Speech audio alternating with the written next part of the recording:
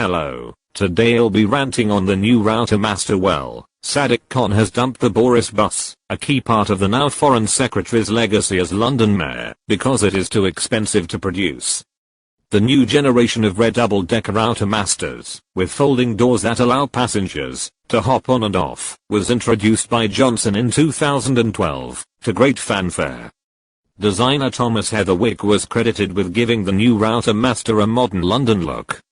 After the bus was first introduced, he said it was a compliment that it had so quickly become part of London's landscape and personality.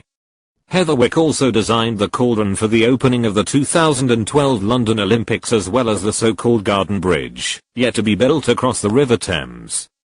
At the time, the London Mayor described the new bus, built by Northern Ireland company Wrightbus, as a stunning piece of automotive architecture representing the very best in British design, engineering and manufacture.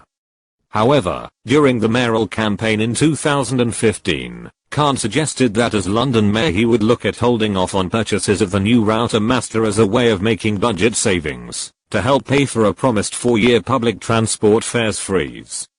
It has now been confirmed in Transport for London's business plan that new capital investment will be reduced significantly as they will discontinue purchases of new Routemaster buses. The move will be a blow to Johnson, whose legacy as mayor now looks increasingly slim.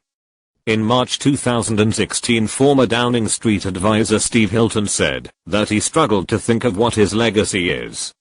Hilton added, "The real legacy of moving London's transport system forward, I think, happened with the previous mayor, with Ken Livingstone with the big moves, the introduction of the congestion charge and the Oyster card, and in those two areas of transport, and promoting London it's really difficult to think of something specific that you could point at as being Boris Johnson's legacy." The new Routemaster, first raised as a possible project before the 2008 electoral victory that put Johnson in City Hall, had been intended to combine cutting-edge green technology with a revival of hallmark features of the original London Routemaster.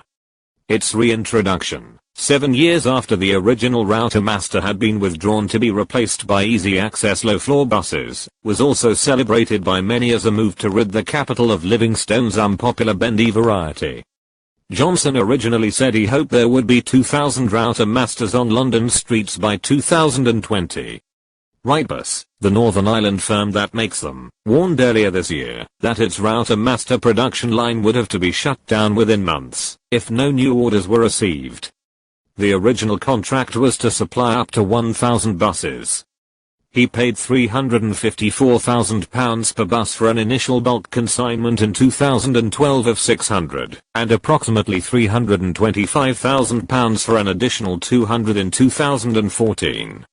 The new fleet was attacked at the time as an expensive vanity project, and soon became the subject of a series of unfortunate stories, including the revelation that the batteries on a large number of them had failed. The hybrid diesel-electric technology is also now widely seen as having been superseded by electric battery technology.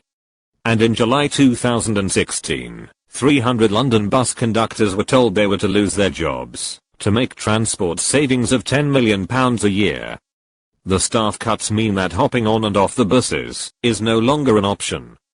Asked to comment on the move, a spokesman for Khan said TfL would instead be investing in a new generation of buses that would help to improve air quality,